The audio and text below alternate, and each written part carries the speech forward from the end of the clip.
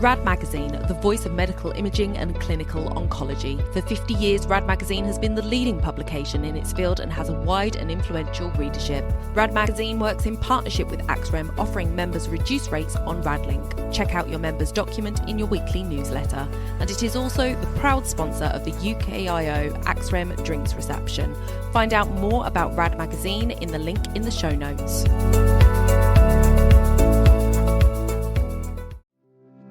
Welcome to AXREM Insights, developing healthcare through medtech and innovation. Join Melanie Johnson and Sully Edgington as they talk with our industry leaders and experts.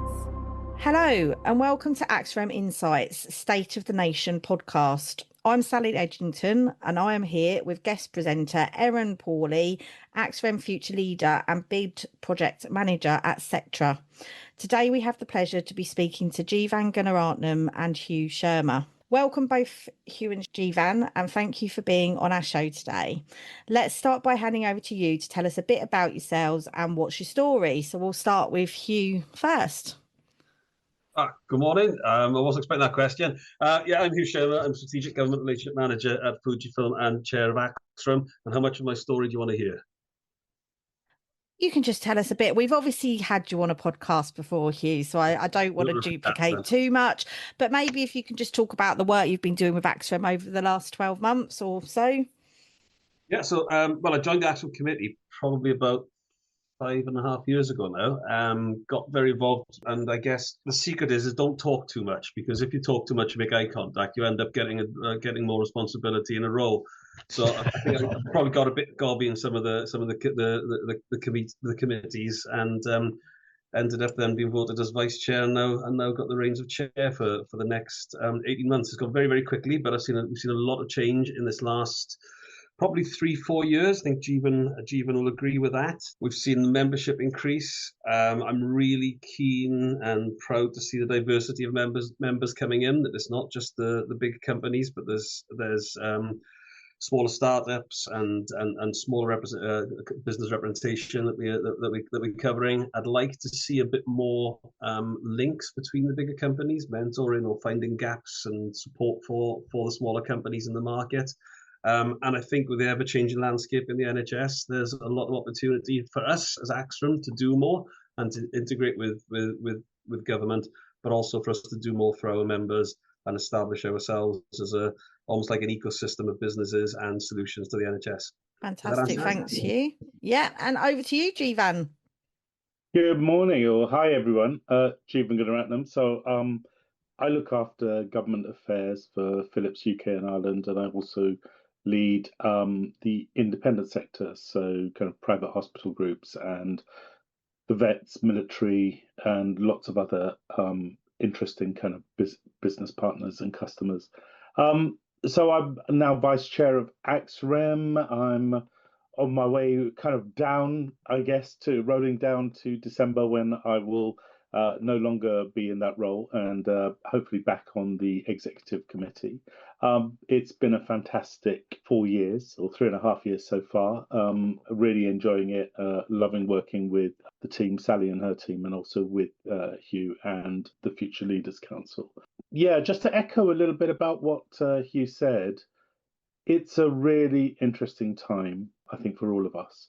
And it's interesting in a couple of ways. Firstly, there is a lot going on in the NHS, and we are, I think, living through some of the challenges, and I think we will talk about them in more detail post-COVID, and the economic and technology and workforce challenges facing the NHS. I think what's even more interesting is there are lots of kind of global factors in play. So there is a bit of a global realignment right now.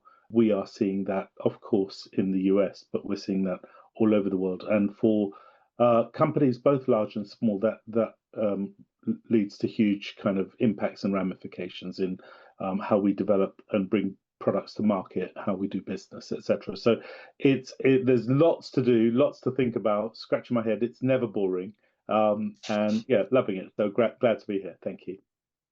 Yeah, never a dull moment at AXREM. I've been with AXREM now for 6 years, and no 2 days have ever been the same, which is what keeps me here and keeps me motivated. So, a bit more now about the State of the Nation report. So, patient safety is more than a principle, it's a shared responsibility, and it underpins every clinical decision, procurement framework, and innovation pathway.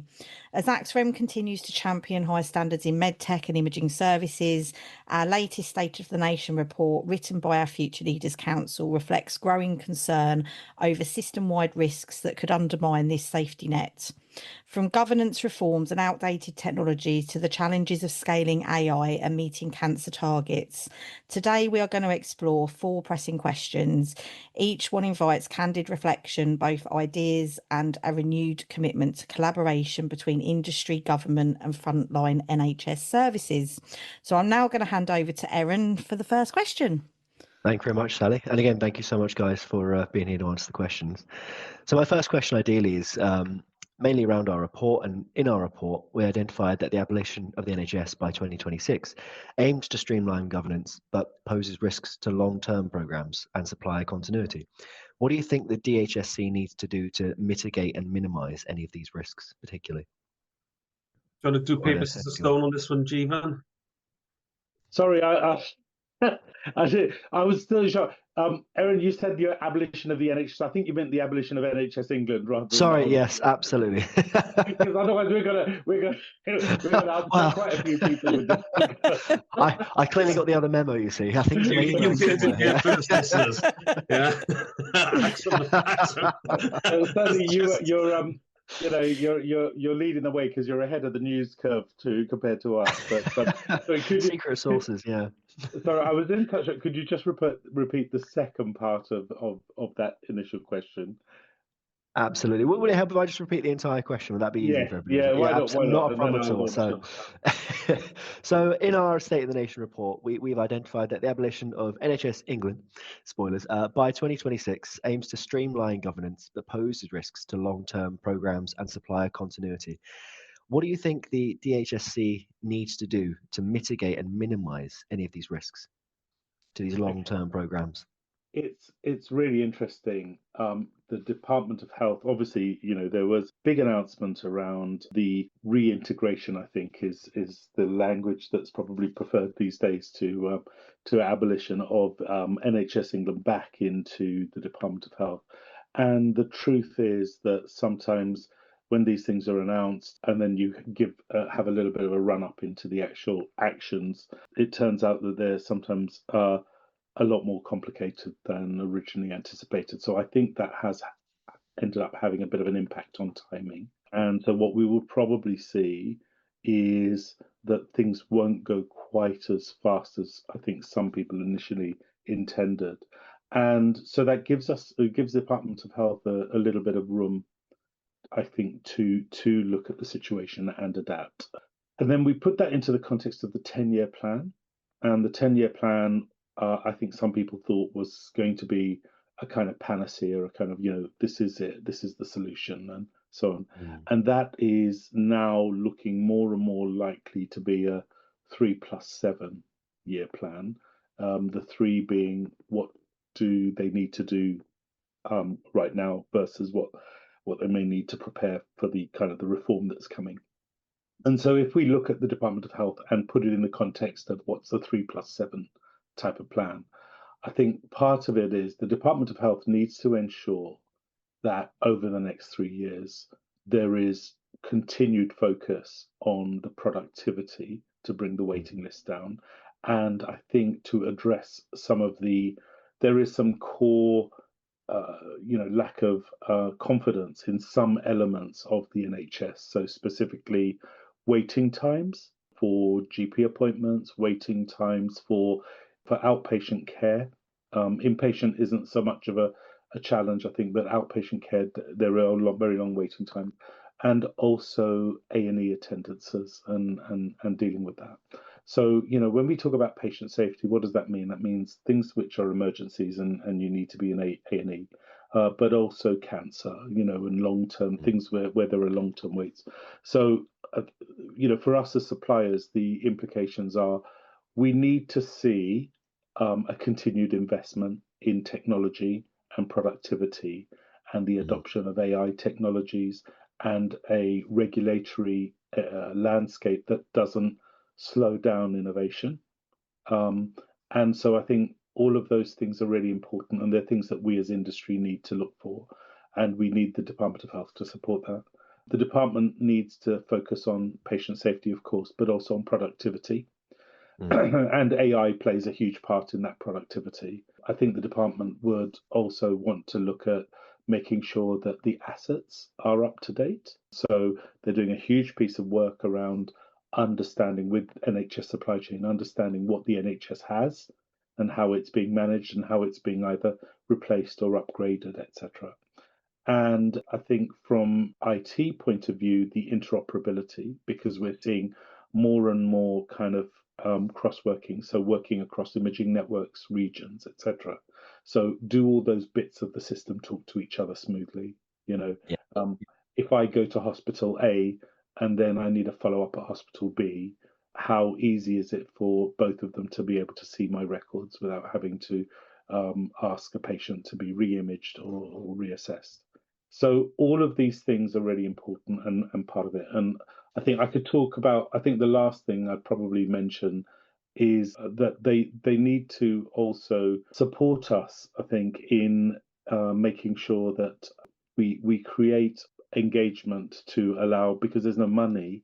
So one of the challenges is going to be, how do we deliver all of that? I know the Secretary of State for Health has been reluctant to go down the route of private-public partnerships in terms of what that used to look like in the old regime of financial kind of arrangements. But what financial innovations could they have that support funding a lot of this and allowing us to do this, at pace? I'm talking a lot, so I'm going to just pause there. No, that's a really good point, and I think as well, I think it's important. You mentioned there with the lack of funding and the focus on productivity. I think you're making it very clear that obviously the way out of this, obviously, it has to be innovation. It has to be kind of following technology and making more efficient, doing more with less.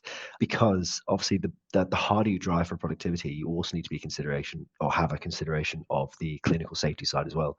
Because otherwise, you'll get too much pushing for efficiencies, and it becomes very mechanical.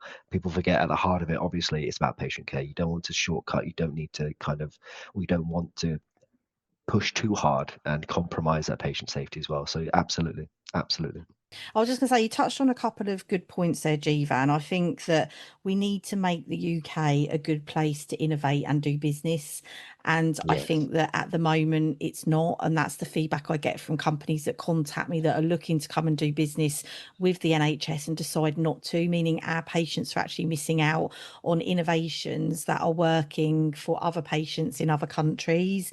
And I think that we do need to see a big shift, because the government say they want us to be the third largest life science sector by 2030. We are behind China and the US. I think there's a lot of work to do to get us to that point. And 2030, I mean, I blink and it was Christmas last year and we're heading towards Christmas this year. 5 years is not a long time. So I think we really need to look at that. And I think as well, Jivan touched on a key point around like electronic patient records and image sharing. And we're aware of the National Imaging Registry that's being set up, but it's been in the pipeline for a while. And I know it's making great progress, but that is essential when we've got a workforce shortage, that images can be shared. And just by way of example, my son was taken poorly in Cornwall last year and had a CT scan. And when he got home, he then was admitted to Kettering General Hospital and had to have another CT scan because they couldn't access the CT scan. And to me, that's bonkers in terms of the financial implication, but also the workforce shortage. So I think that there's things like that that need to be invested in and scaled quickly, because that will solve not all the problems, but it will certainly help a long way along there. And I'll hand over now because I'm talking a lot, to Hugh, because I know you've got some points to raise here as well. Yeah, the main point I wanted to make, so we're talking about the risks of the operational side that Jivan's picked up. There's also risks here to the government. There's a very bold move is taking out NHS-E out of the equation there. And all that was there's a layer of bureaucracy, you could argue, that's been there, but it's also been a buffer for the government. And I think Wes Streeton making that decision really puts his head on the block a little bit to make it work. And any criticisms in the NHS has always stopped on the door of NHSE up until now, and that kind of filters a little bit closer back into the cabinet. So on the one side, it makes it a lot closer for the political management, but the other side, will we see more political accountability? I'd like to think so. I don't know. But also during this phase of transition, I think DHSC has to keep that patient focus, patient safety in mind as well. It's great to go through this metamorphosis of what they are likely to become, and engage with industry and play the political part, but the patient, how do they keep the patient in focus as well? I think there's a big risk there. And I think as well, myself and Jivan were at NHS Confed, and we both listened to Wes Streeting's address there, didn't we, Jivan? And what he said is that he cannot do it alone, and it is a team effort. And basically, we're all on this journey together. It's make or break for the NHS, and we need to be on the path together. But what I'm probably not seeing, which I'd like to see more of, is the government truly properly engaging with industry via trade associations like AXREM, because the government made a pledge to double scanner capacity in their manifesto. We represent the whole CT and MRI UK market, yet we're finding it really difficult to engage with them on that. And it's not about just bringing out more scanners, it's about using the scanners they've got to their best efficiencies, and we're able to offer them advice and help on how to do that.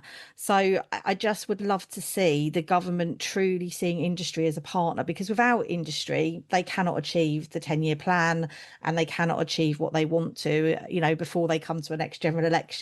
And they're going to want some headlines of things that they've achieved, and we can help them do that. Yeah, I completely agree. I'm glad you raised it, because I was going to raise the same point.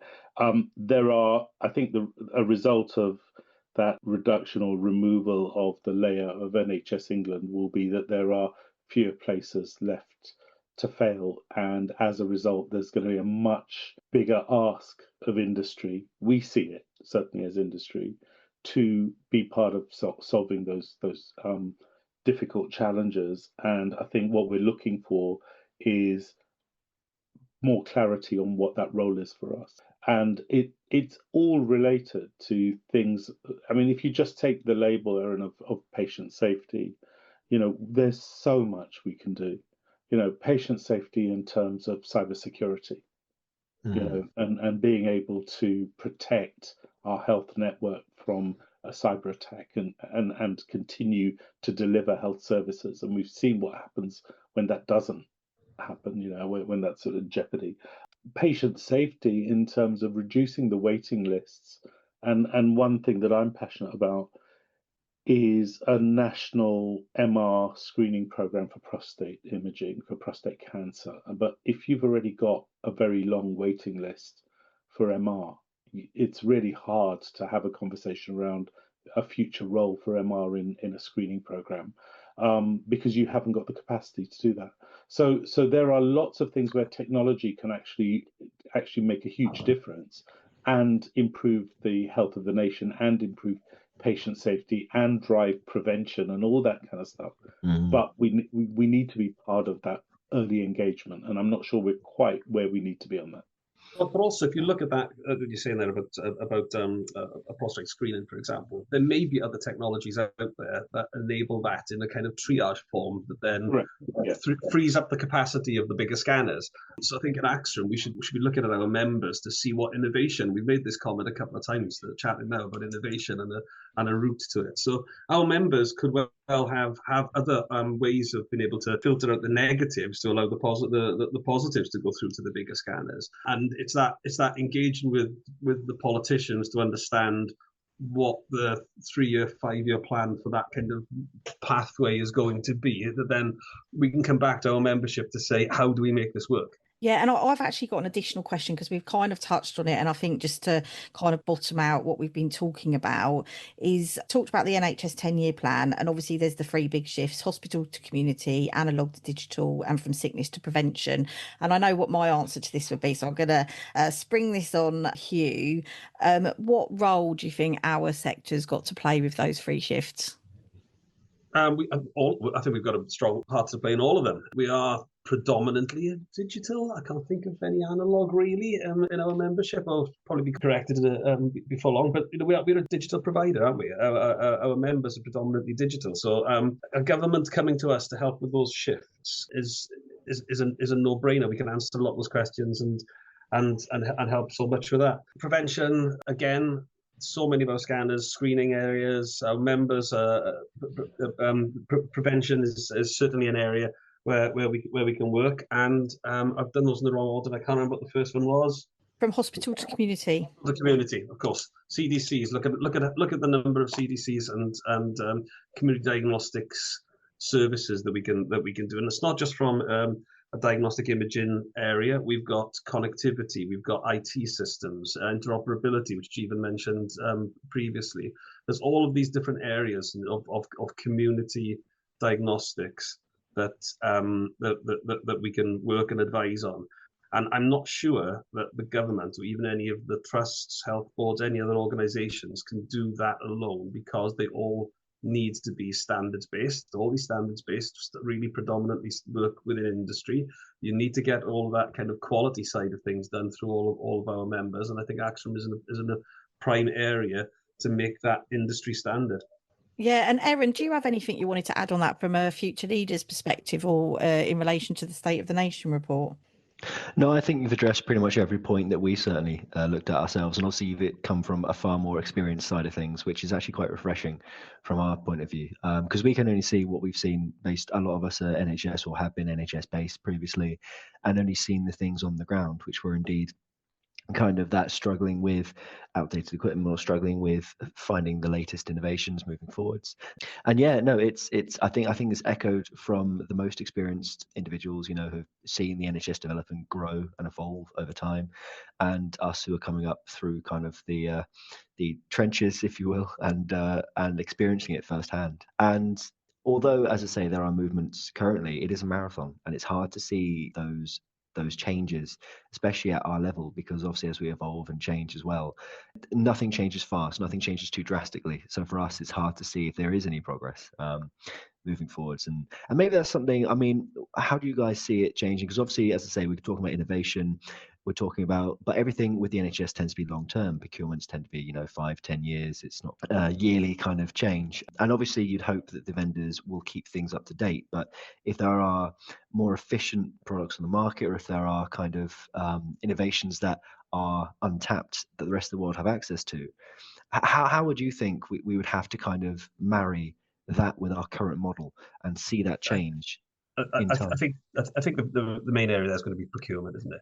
Yes, yeah. Procurement is going to be the route to enabling those, and you add outcomes based, longer term partnerships, less capital, more revenue based, and making them true outcomes based. That something has to be delivered as well as the tin to get those benefits back to the NHS. I just want to go back to one point really quickly, and something you mentioned that made me think of something then, and it's probably a generational thing now, is that Jeevan and I would probably remember the industry back in the kind of late 1990s into the early 20s, where there was a move from analog film to digital at that point, and we went through all that then, right? And there was the move from multiple cottage hospitals that we then that had one little X-ray department in there that was running on film, and you connecting all of these in.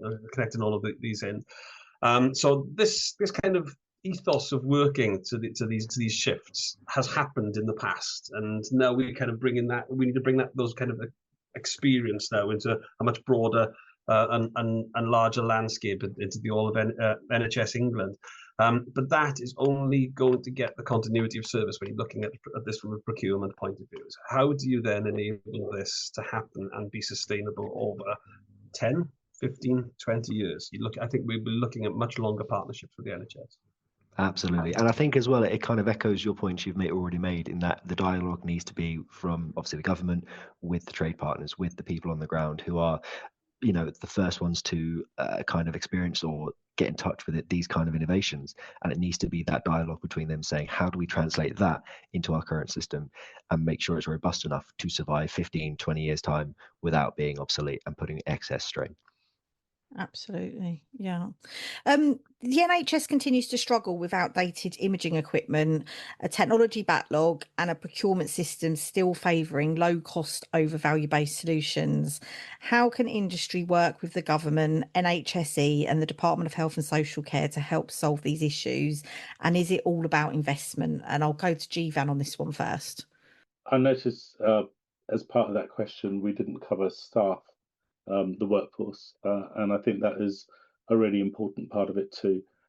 Ultimately, we make medical technology, but our customers are typically the people using the technology to treat patients, to deal with the patients, and so they are that community. The radiographers, radiologists, and cardiologists, etc., are such an important part of the world. And if you look at patient monitoring, it's the critical care teams at bedside. They're such an important part of the delivery piece.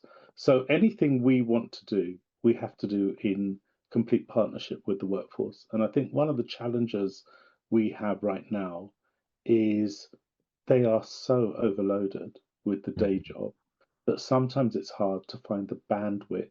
So there are two or three things here. I'm going to get on my soapbox a little bit. It's hard for them to find the bandwidth to be able to look at the possible. And we're always grateful to have customers who want to do that, or want to create that because they're driven to do things better. But it's having that bandwidth to be able to say, how could I change a pathway? What could this technology do for us? How could it drive better value, more efficiency, modernize, etc.?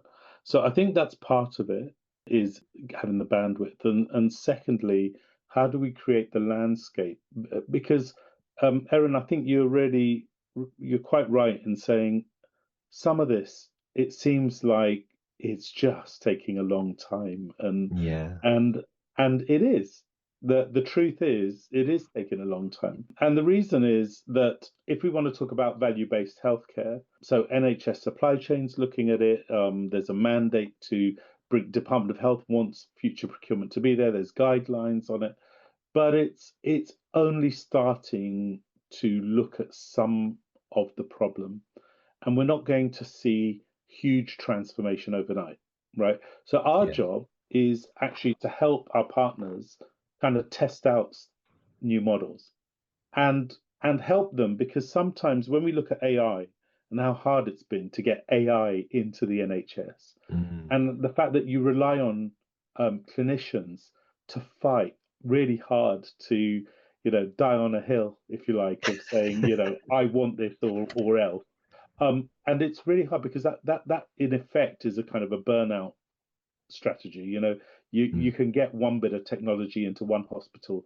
You can't repeat that very easily because the people just don't have the energy to be able to do that every single time.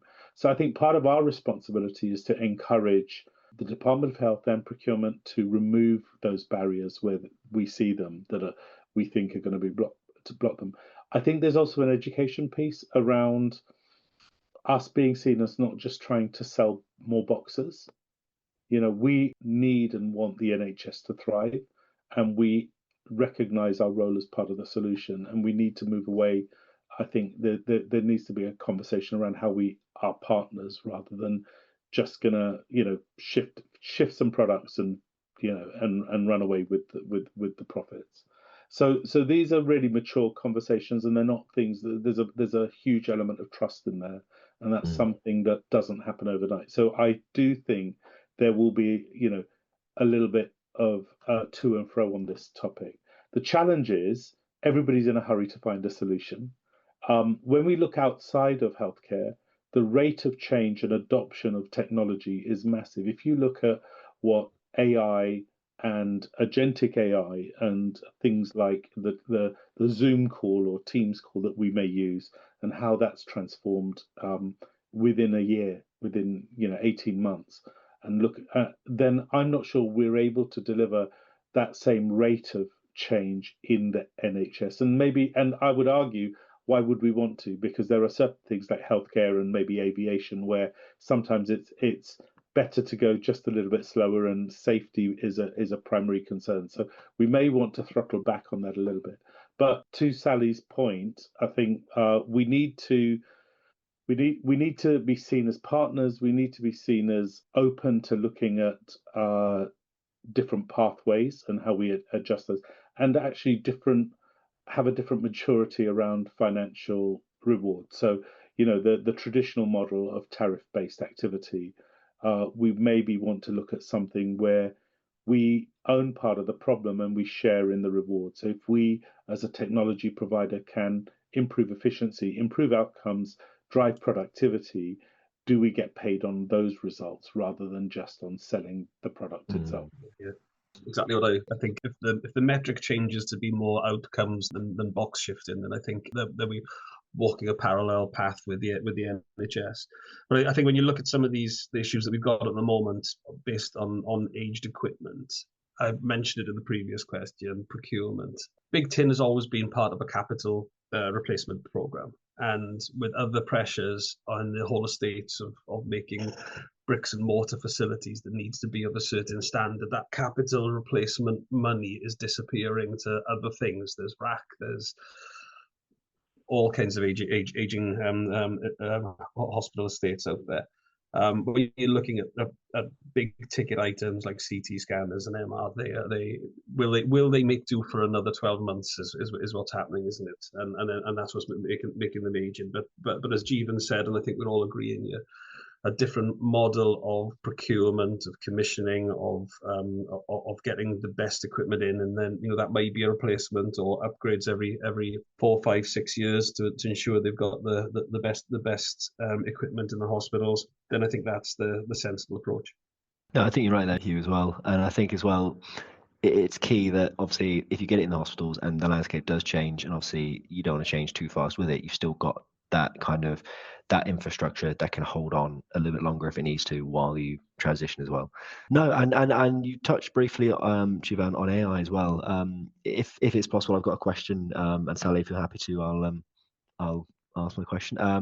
It's following artificial intelligence, and obviously this offers significant promise in diagnostics, and this is supported by AXREM's AI manifesto calling for clear pathways and responsible deployment. But the big issue now is getting that trusts are finding it difficult to budget and upscale at pace. So my kind of main point for this is what can AXREM do to kind of change mindsets for this, to help this along? I was going to say, I think adoption is and perception of AI in healthcare is a little bit more sensitive. If you look at AI in any other environment, you're talking, maps, routing, the way that we are map dictation and of meetings, aviation. AI is adopted a lot easier in those areas. So it's enabling lifestyles and life to change, supported by AI in those different industries. When it comes to healthcare, there's a big reluctance or sensitivity and I think that's what we need to be looking at, is breaking those barriers. We're seeing some big changes globally in the way that AI is applied and different countries' adoption. We seem to be a lot more sensitive and resistant to that change in the UK. And I think as AXREM, that's what we need to be targeting, because there's a lot more that AI could be doing, but we're just not doing it. Yeah, 100%. What kind of barriers do you think, what's causing that reluctance to kind of adopt immediately? Would you say in both your opinions? I'd say there's governance, there's acceptance, who gets sued, there's all that lovely legal stuff. Yeah. When are we going to let an AI do a full report and allow it in a dark room with flashy lights to do stuff, but we allow it to plot the best route for us to get from A to B, or to manage our meetings. Yeah. Or indeed, can we ever? That's another question. Well, as well. I think, Aaron, that is a really good question. So look, if we go back a few years, a lot of the oxygen around AI in our space, our part of the puzzle was around reporting, right? It was the use of AI to help drive efficiency and accuracy in the radiologist role. But if we look today at AI, it's in many other elements of the patient pathway. Whether that's in intelligent scheduling of patient appointments, or whether it's in the way we organize. In fact, we have AI that will write the software in the future. So, how do we make software more energy efficient through the way we choose to code? There's lots and lots of things that AI can do. And I think the challenge for me is this balance between the technology and the rate of change and using that technology, and on the other side, patient safety piece, the governance, right? And if you ever use ChatGPT or Copilot or any of these other good things to do something, you often have to check your work, because it will come out and it's mostly right, but often enough it's not right at all. And you wouldn't trust an AI-driven surgical robot to operate on you if there was any chance that it could get it wrong, right? So, and I think when you look then at the governments and regional approach to AI, the EU's brought in the AI Act, and that's a very clear piece of legislation. The UK, I think, has been a little bit less defined in how it's going to do that. And then you see China, putting in massive resources into AI development, and the United States actually worried about how their role in terms of the slowing down impact of regulation and governance versus driving the leadership race on AI. And so I don't know that there's any easy answers, because when it comes to healthcare, we want it to be safe, we want it to be reliable, we want it to be 100% correct. And so there is some concern around all of those things and the use of AI. And then at the same time, we want speed and transformation and innovation.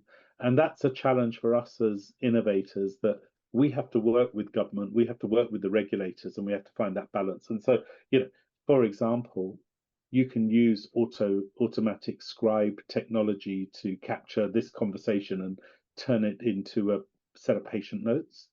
And actually, there is theoretically no reason why those patient notes couldn't actually do the order comms to request and book in all your appointments. So if I was seeing you and you were my GP and we had a conversation, and you said, well, Jeevan, you need probably an ultrasound and an MRI. We come out of that, the notes automatically get produced, the requests go to the departments, and the appointments are booked. And it could all theoretically be done in the background. But it requires us to unbundle a lot of things that we've got now, and I think that's not easy to do. So what we need to do is kind of probably look at small wins and consolidate those small wins, and hope over the course of time that the bigger picture comes easy. And our risk is, if we're too strong on the governance piece, do the innovation as well. So there is this balance. Absolutely. No, that's a really good point, especially around around the balance, as you say, making sure that we get it both right and not move too fast where it's unsafe at its core. And Hugh, did you have anything more as well to kind of add to what Jeevan's mentioned? No, I think it's all to do with adoption, isn't it? As I said, and governance. We just need, if we're going to do it, we just need to get on and do it. I think. Absolutely. And I get the point of the sensitivity of it, but when you see that there are some kind of cancer reports or suspected cancer reports that are waiting for a long time to be reported. I'm going to say something, Hugh. So recently, I've been involved in a huge patient and healthcare leaders survey, and it's global. And one of the interesting findings, so there was a lot of it was about AI, and one of the really interesting findings was when you talk to a patient, a member of the public, about AI, there's this hierarchy of trust about who they choose to trust around AI and who they choose not to trust. And interestingly enough, patients don't necessarily trust government, and they don't necessarily trust vendors like us. The people they do trust are the clinicians, the doctors Mm. and the nurses that deal with them. So I think if we want to drive this, so to your point, if you really want to drive this, part of our role as industry is to help educate the doctors and the other clinicians in what that AI transformation will do for them, and let them be the voice of driving the trust in AI to the patient community. If we try to force it without doing that, I think the problem is we'll just be met with a huge barrier of not being allowed to walk through the gate because people don't believe it. So I think that's the challenge we have is I'm not sure we're engaged in that. We're going around saying, well, trust the AI, it's good, we've tested it, and so on. Actually, what we need to do is not convince the public and the government. We need to convince the clinicians, because they're the ones that are seen as the voice of trust within the healthcare community. Yeah, and just to say, as AXREM, we are working with a number of the societies and Royal Colleges on AI. So we've had lots of engagement with the RCR, the Society and College, and the BIR. And we've also got an AI think tank where we bring all the external stakeholders together to try and align our kind of messaging and thoughts on AI as well.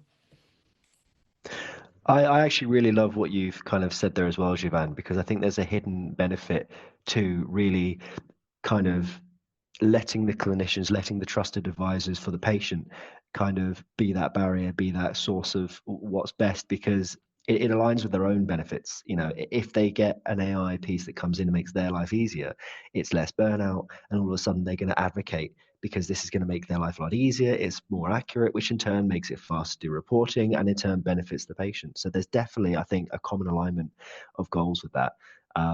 So yeah, and I think you're right with the trust being low in the government and vendors. I think that sanity check for the patient, because again, some of these AI stuff, maybe like, I know, chest X-raying or stuff, normal people might not understand exactly how it's done, but certainly giving it to somebody who deals with this and has trained for this on a regular basis to make that informed decision and then use it themselves is definitely proof of the pudding. And I think, yeah, it's definitely a hidden benefit that I think is going to make absolute I mounds of think, difference. yeah, and I think I don't. Yeah, I felt bad because I pushed back against my friend Hugh, but yeah, but I agree. I agree with Hugh. I agree with you. My problem is we're kind of we're pushing on an open door inside industry.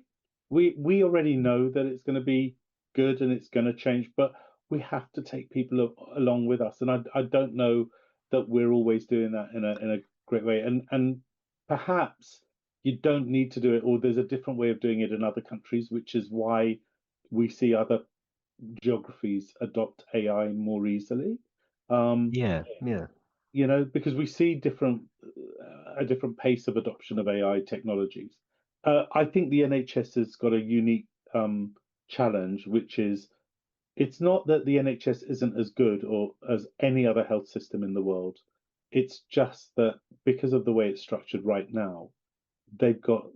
I think they're facing so many challenges on so many fronts that do they have the space and the time to be able to devote to looking at AI properly? No, And then absolutely. what's our role then? What do we do? How do we make them? How do we make it better for them? And Erin, you're 100% right. If you want to address burnout, the only people that can lead that have got to be the people using the technology. They must want it, right? Absolutely. No, absolutely. But I suppose one thing we've not particularly touched on with this, and I just thought I'd touch on as well while we're on the subject of AI, is obviously we see an explosion in our personal lives, and we are seeing it being adopted into the NHS. And one of the biggest enablers of this has been the availability of the data to train on, to kind of build these neural networks. But obviously, with this advent comes the risks around the security and privacy of that personal data.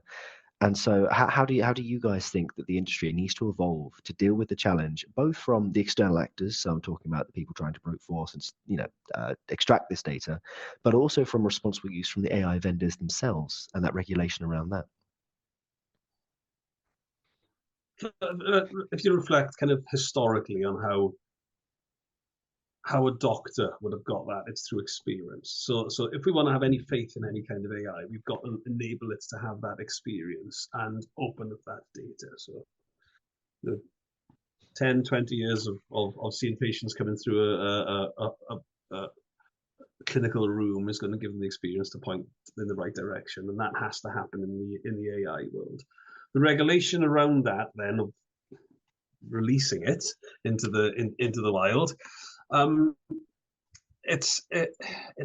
think it has to be done if we want to make it successful, but it can be done through anonymized ways. Yeah, a doctor sitting at a textbook or whatever is never going to have patient identifiable information in there, but there's going to have examples.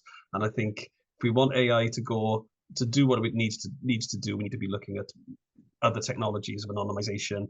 And okay, so what my history is there. It's not really my history. It's my makeup, isn't it? Or am I being too simplistic and controversial on this morning? Not sure. I'm not sure I've got an answer to your question. It's a really difficult question, but I'll just throw something else into it, and that's the advent or the kind of this need or desire to move more and more towards personalized medicine. And part of it, I think, on the personalized medicine piece is, I think there's a risk when we have these AI models. There's a risk that we throw everything into the bucket, and one of the challenges we have is if you are from a particular, you have a particular makeup that is unique to you. How well does the AI model that's more generalized work for you? So if you think about a bell curve of the population, it's fine if you're sitting in the middle of that bell curve, but what happens if you sit at the edges? Does that AI model still work as efficiently for you? And I'm thinking about, for example, if you go to different parts of the world, when you're doing mammography, like breast screening, it's dependent on breast density, and that varies depending on your ethnicity. And the age at which you may want to implement a breast screening program is therefore driven sometimes by those factors, as to when you start the program and what it does for that population. Now, if you, in a global setting, if you have those people from all over the world living in lots of different places, does the AI model being used work for all of them? Or is there, and I think we've got to be careful, are there unintended consequences of relying on AI that disadvantage certain groups of patients because they're not part of that core model? And you could also say the same thing about younger ages, developing pediatrics into adults. The body's changing, so how does AI track that? I think there's a number of areas that we need to get some comfort from. Really well said. Absolutely. Really well said. One of the final things in our State of the Nation report was around cancer diagnosis and treatment, and the report shows that performance is improving but still falls short of national targets. With rising case volumes projected, what do you think industry can do, and what innovations do you think can help improve the situation? Well, we could check the AI initials back in there again, in some kind of triage form. I think that's what we've been hinting at quite a bit. We could talk about throughput of equipment, but then you're balancing that against patients' experience. Do we really want it to be a factory of throwing 100 patients through a machine rather than 60 patients through a machine? That's a big old question for industry. Do we need to turn it around and say how, what outcomes do we want to get out rather than how faster can we make the beast? Yeah, from my perspective, look, we saw a lot of focus during COVID on community diagnostic centres, like the CDCs, the Richards reports, etc. And now, as part of the 10-year plan, there's discussion about neighbourhood health centres and what they're going to do in terms of driving early detection, prevention, and cancer. A big part of cancer is also that early detection, screening, prevention, picking things up early enough for them not to become bigger problems later on. And so for a lot of that, you need technology, the latest technology, the more accurate technology. You need efficiency. You need it to be working faster. You also need it to be in the right place. So you need it to be where the patients are able to access it.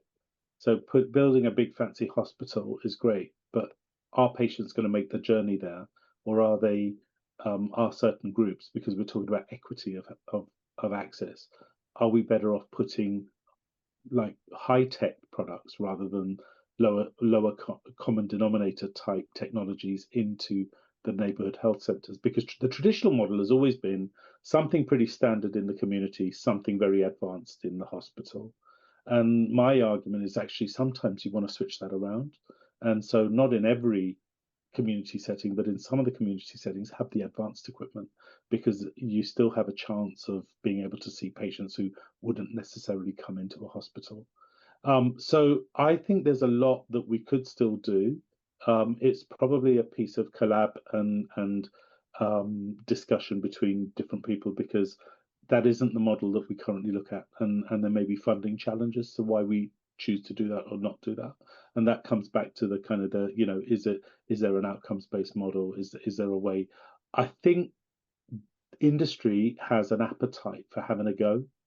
We have an appetite for taking a bit of a punt, a bit of a risk in terms of co-investing, owning part of the problem ourselves. And I think what I would say is we're looking for government, we're looking for the Department of Health to come along with us, hold our hands, figuratively speaking, on that journey and share a bit of risk. Co-own the risk, and let's do something a bit different. I don't believe that you will progress if you don't take some chances in terms of the model of care.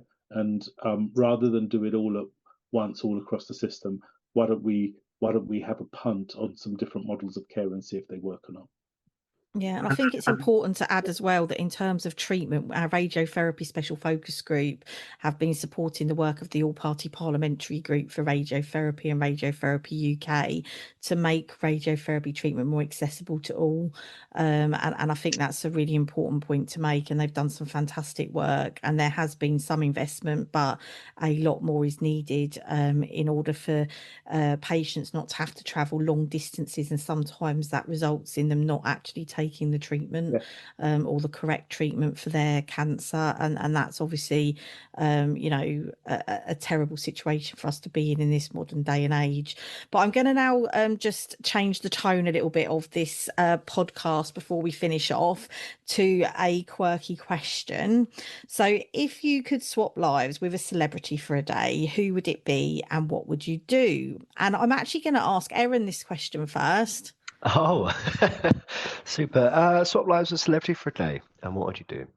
I would love to swap lives, I think, with Weird Al, because I feel like somebody of that kind of caliber would be leading such an exciting life behind the scenes when he's leading such an exciting life on the screen. Like most people, you think it's the opposite, right? You think, they're very outgoing on the screen. They're very recluse. I just get the impression that for me, Weird Al would just kind of be even more toned up off screen. So I think if I had to pick, it would be for sure Weird Al. Perfect. Thank you. And Jivan? So Hugh earlier on referred to the fact that I'm a crusty old relic. So I'm gonna go into yesteryear. I owned an Apple computer in the late 70s, and so way before the time of the Mac. And the founders were Steve Jobs and Steve Wozniak, and I would choose Steve Jobs, and the reason is he single-handedly transformed the way we interact with the world through the invention of the iPod and then the iPhone, and that is now kind of the communication device, if you like, and all the other smartphones. So and he did it against huge resistance because he had a vision in his head and nobody was going to deter him from that vision. And so what I would want to do and why I'd want to be that celebrity is, we're facing lots of problems. It would be amazing to have a vision and a singular kind of thought or view of how we'd solve it, that you could just focus on that and not worry about what the detractors are saying, but go, have the conviction to be able to drive that through. So I would choose Steve Jobs. Fantastic. And over to you, Hugh.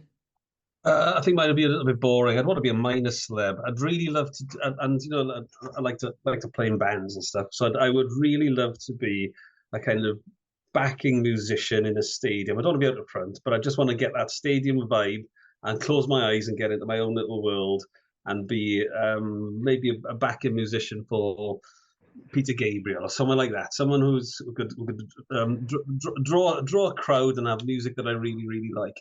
But then I just want to top that with saying one final thing is that on this Zoom call here, we've got it's split into 4 ways. And I just think this setup here of Erin, Sally, Jeevan, this would be a really blooming good boy band or other band. I could see the 4 of us on stage somewhere. Jeevan cutting some shapes, Erin on vocals, Sally do some air guitar, I think.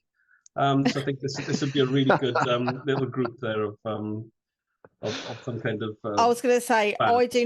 I do not have any musical talent at all, so probably the tambourine is as far as I go. How many boy bands do you know have got musical talent?